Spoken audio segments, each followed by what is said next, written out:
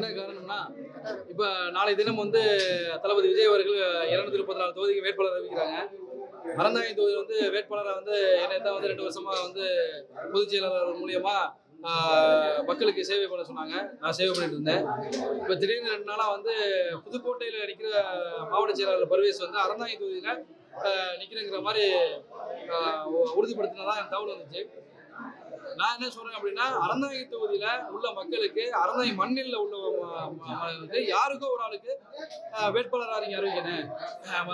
இன்னொரு தொகுதியில உள்ளவரை கொண்டு வந்து இங்க வந்து அறிவிக்க கூடாது அப்படிங்கிறது என்னுடைய தளபதிக்கு ஒரு வேண்டுகோள்.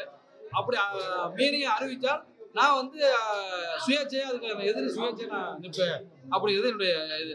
ஏன்னா 2 வருஷமா தளபதிக்காக நான் என்னோட சொந்த செலவுல எல்லா நலத்திட்ட உதவி செஞ்சு நான் செலவு பண்ணேன். இப்ப இன்னொரு தொகுதிக்கு செலவு பண்ண செய்யணும் அப்படின்னு சொல்லிட்டு என்கிட்ட சொல்லியிருக்காங்க. அப்படின்னா என்னன்னா அவங்க பணம் கேட்கிற மாதிரி தான் அதுக்கு அர்த்தம். புரிஞ்சுட்டீங்களா? அது மாதிரி அப்படி பணம் கொடுத்தா நமக்கு சீட்டு தேவையில்லை. நமக்கு தளபதி வந்து யாருக்கு ஒரு ஆள் அறிவிக்கிற அது என்ன மக்களுக்கு செய்யணுமோ அதை செஞ்சு நம்ம ஜெயிக்க வைக்கிற முழு முயற்சி செய்வோம் அப்படிங்கிறதான் என்னுடைய இது தளபதிக்கு நேரடியாக போகணும். நான் பல முறை போய் பொதுச் செயலாளர் சந்தித்தேன். 2-3 டைம் பொதுச் செயலாளர் சந்தித்தேன். என்னை கூட்டிட்டு போன இப்போ வேட்பாளருக்கு அவருக்கு சந்தித்தேன். ஆனால் இது எந்த ஒரு ரெஸ்பான்ஸும் இல்லை. அப்போ ஏன் வந்து விருப்பம்னு சொல்லிட்டு 10,000 ரூபாய் டிடி எடுக்க சொல்றாங்க? அது இருக்குன்னு அவசியம் இல்லை. அவங்களே நியமிச்சு அறிவிச்சு விட்டுற வேண்டியதானே? இதுவரை கூப்பிட்டு விருப்பம் கொடுத்தவங்க எல்லாரையும் கூப்பிட்டுல கேட்டிருக்கேன். சராசரி தொண்டனு கூட தளபதி வந்து சொல்லியிருக்காரு, தொண்டனை வீட்டுக்கு கூட நான் போவேன் பண்ணுவேன் அப்படின்னு சொல்லி. அப்போ விருப்பம் கொடுத்த அத்தனை பேரையும் கூப்பிட்டு ஒரு சமாதானப்படுத்தி வேட்பாளர் வந்து தேர்வு பண்ணியிருக்கணும்ல. அப்படி பண்ணாம மாவட்ட செயலாளர் வந்து மாவட்ட செயலாளர் தளபதி விஜய் வந்து வாட்ச் பண்ணணும். அவங்களால தான் அந்த பிரச்சனையே நடக்கிறது. தளபதியுடைய பேரை கெடுக்கிறது இந்த மாவட்ட செயலாளர் தான். அதுல முக்கியமா இந்த பர்வேஸ் அவர்கள் தான். அவர் வந்து அவர் வயசையை மீறி இப்பவே அவர் அமைச்சரானது மாதிரி இப்பவே அவர் வந்து செயல்பட்டு கொண்டிருக்கிறார். அவர் என்ன மக்களுக்கு சேவை பண்றது இல்லை. கட் அவுட் வைக்கணும், ஃபோக்கஸ் பண்ணணும், போனா ஒரு 20 காரோட போகணும். இது அரசியல் இல்லை. ஒரு காரில் போனாலும் மக்கள் மனதில் இடம் பிடிக்கணும். அவன் தான் உண்மையான அரசியல்வாதி. புரியுதுல? அது மாதிரி நம்ம வந்து அறந்தாங்கி தொகுதியில மக்கள் இடம் பிடிச்சிருக்கிறோம். நம்ம தான் வேட்பாளர் உத்தேசப்பட்டியல வந்தோம். இப்போ நேற்று இன்னைக்கு மாறுது. அதனால அறந்தாங்கி தொகுதியில் உள்ள மண்ணின் மைந்தனுக்கு தான் வேட்பாளர் அறிவிக்கணும்னு என்னுடைய வேண்டுகோள். ஒருவேளை அதே மண்ணின் மைந்தன் அறிவிச்சா நீங்க அவங்களுக்கு அவங்க கூட சப்போர்ட் பண்ணி ஒர்க் பண்ண ரெடியா? கண்டிப்பா ஒர்க் பண்ண நான் தயாரா இருக்கிறேன். ஆமா.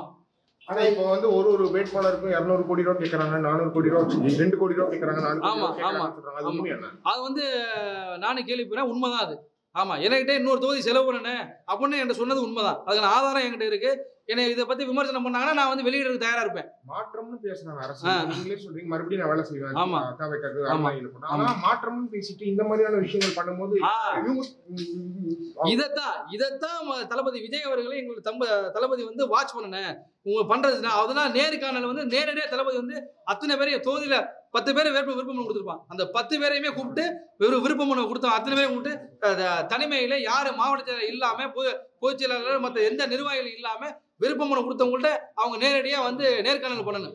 தளபதி நேர்காணல் பண்ணாதான் இதை வந்து சரிவர நடக்க முடியும். இல்லைன்னா அவர் பேரை இவங்க எல்லாம் கேவலப்படுத்திடுவாங்க.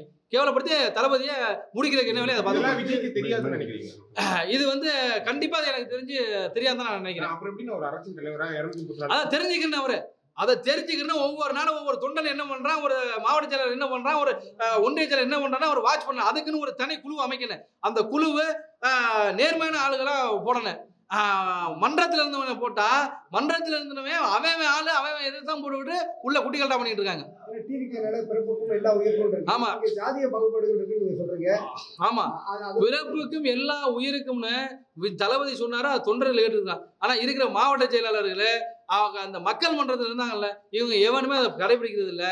இது எவனுமே வந்து நடைமுறைப்படுத்துவது இல்லை. வாயில தான் சொல்லிட்டு இருக்காங்க. ஆனா வந்து தளபதியை வந்து பேரை கெடுக்கிறாங்க இவங்க. தளபதி இதை பார்த்து கவனிக்கணும்.